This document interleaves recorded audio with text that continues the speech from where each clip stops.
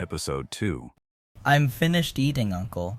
When are you gonna tell me those stories about the Jianghu? Later. You can go out and play for a bit now, but make sure you come back early. The Seven Mystery Sect might be coming tonight. Understood. A carriage had already pulled up in front of the Spring Fragrance Tavern. The carriage was painted a glossy jet black, and it was pulled by a rare breed of swift yellow-marked horses known for their stamina. Most eye-catching of all was a small black triangular flag, embroidered with the characters swan in silver and edged in red, which was planted on the carriage's frame. It naturally exuded an indescribable air of mystery. Who in the world is rushing over here so late at night? Huh? See what? That little flag is the symbol of the Seven Mysteries Sect, one of the two great powers in our region. They've deployed the banner. A VIP must be arriving in town. It must be time for the sect's recruitment drive again. The one they hold every 5 years to select inner disciples. It's just a shame I'm not old enough. The Seven Mysteries Sect. Hey, I'm new in town.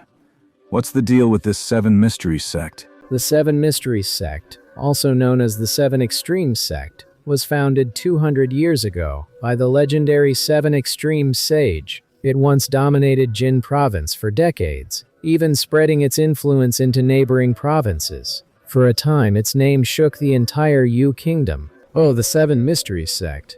I do know about that one. But I heard that ever since the Seven Mysteries Sage passed away, the Seven Mysteries Sect's power has plummeted. They were forced out of the provincial capital, Jinzhou City, by a coalition of other sects. So their sect moved to Immortal Mist Mountain, and even changed its name.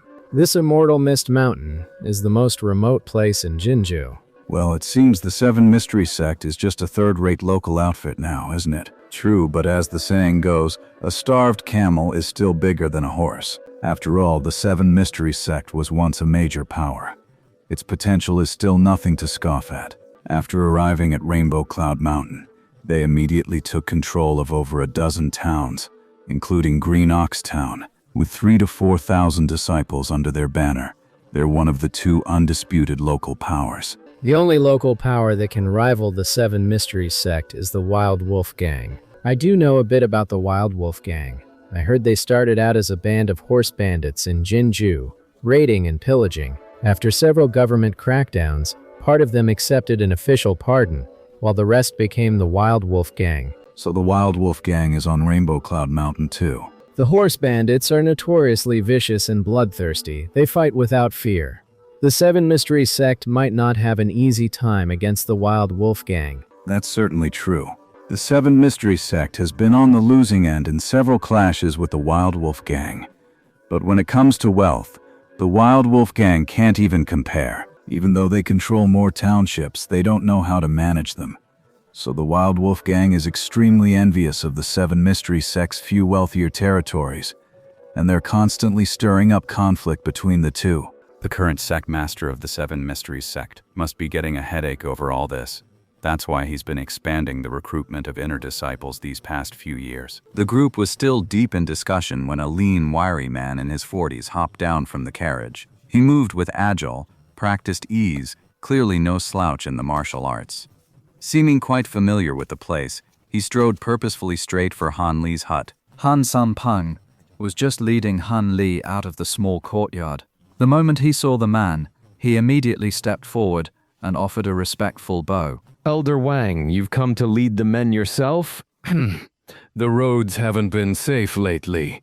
We're tightening security. The Elder ordered me to come and fetch him personally. Enough talk. Is this the kid you're putting forward? Yes, this is my own nephew. I hope you'll look after him on the journey, Guardian Wang. Seeing the impatience on Wang's face, Fatty Han deftly produced a heavy pouch from his robes and slipped it over. Amused you know how to play the game, don't you, Han Fatty? I'll keep an eye on your nephew along the way. It's getting late. We should get moving. The air inside the carriage was far from pleasant. It was no wonder.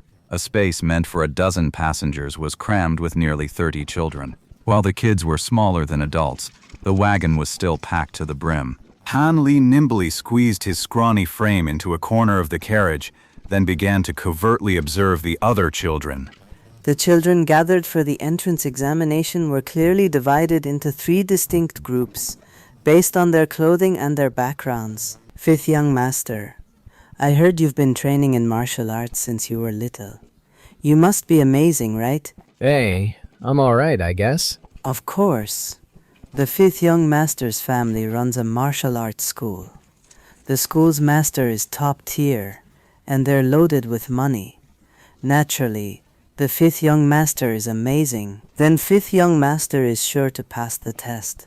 My arms and legs just aren't strong enough. I'm afraid I won't make it. What's there to be afraid of?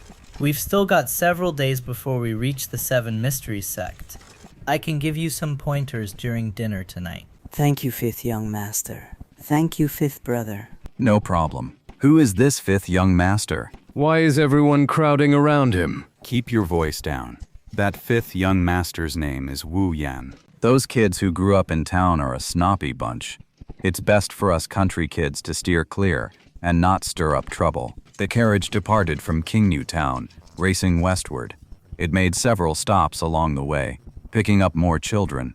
Finally, on the evening of the 5th day, it arrived at Kaikxia Mountain, the headquarters of the Kixuan sect. The moment all the children stepped off the carriage, they were utterly captivated by the breathtaking multicolored sunset over Rainbow Mountain.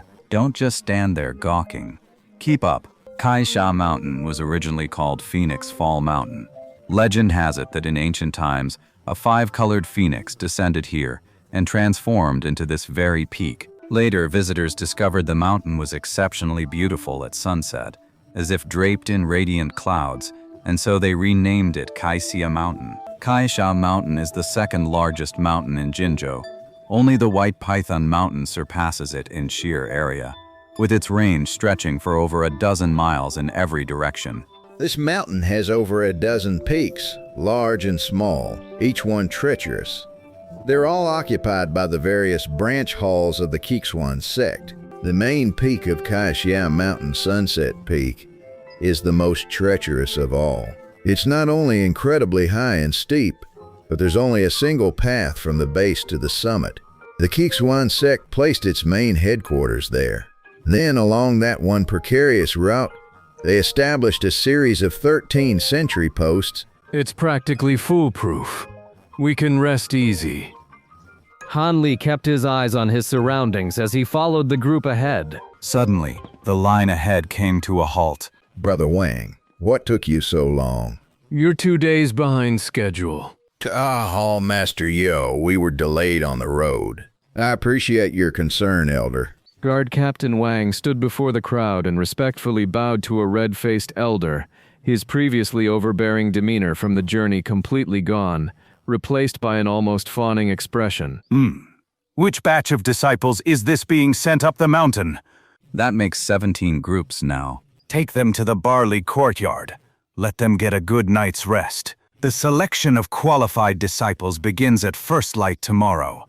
Those who fail must leave the mountain early, before they break any of our rules. Understood, Hallmaster Yo. As they walked up the stone steps of the mountain, all the children were thrilled, but no one dared to speak above a whisper. Though they were all young, they understood this was the place that would decide their future. Guardian Wang led the way, smiling and greeting everyone they passed. It was clear he knew a lot of people here and was well liked. So this is the 7 Mysteries sect. How interesting. They all wore similar dark blue silk robes. Some had swords slung across their backs, others carried sabers. Even those who were empty-handed had bulging pouches at their waists. Who knows what was tucked inside? But they must all be nimble and skilled, with some decent martial arts. Will I be like them someday? We're here. You'll stay here for the night and continue the journey tomorrow. Finally, time to sleep. Yeah. My back's killing me after all those days in the carriage. Time to sleep. I can barely keep my eyes open. You think you can bully me just because your dad's a blacksmith? Dog egg? Just you wait, I'll get you back. Howley drifted off into a fitful sleep, mumbling incoherently in his dreams. The next morning, Protector Wang didn't let them have breakfast. Instead, he led the group directly to a bamboo-covered slope at the foot of the mountain. There, Hallmaster Yue, whom we'd met yesterday, was already waiting with several other young men I didn't recognize. Listen up! The test begins at sunrise. Follow the path through the bamboo forest, and it will lead you to the bone-tempering cliff of the Seven Mysteries sect. The first leg is through the bamboo forest. Then comes the cliff face. The final stage is the mountain precipice. Only those who reach the summit may enter the Seven Mysteries sect. If you can't make it by noon, you won't become a full disciple. But if you show some promise, you might be taken on as a probationary one. What's a provisional disciple? Never mind. I'll just keep pushing forward. I'll make sure I'm at the cliff top by noon. Han Li looked ahead. It was a not too steep slope, dotted with bamboo stalks of varying thickness. Doesn't look too hard to climb. I'm not about to lose to anyone else. It's about time. Let's move out. Don't be afraid. Your senior brothers will be right behind you, keeping you safe. Han Li glanced back at the young men behind him. Realizing, so these are the senior disciples, probably the ones taken in earlier. Me first. Wait for me. While he was still lost in thought, Han Li noticed the other children had already charged into the bamboo forest. Seeing this, he hurriedly followed. The bamboo grove was vast. As soon as the 30-odd children rushed in, they immediately scattered.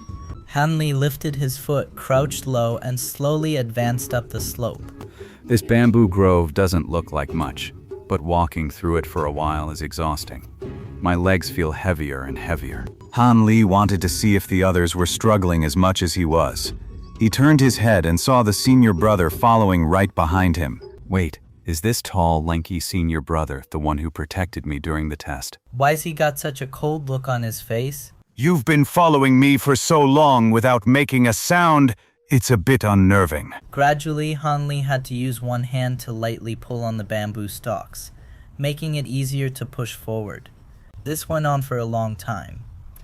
Han Li was utterly exhausted, and finally just plopped down on a random mound of earth, gasping for breath. Han Li took a moment to glance back at his tall, lean senior brother. The ground was treacherously steep, yet the man stood as straight and unyielding as the bamboo around them, not a speck of dust on his robes, his gaze as cold as ever.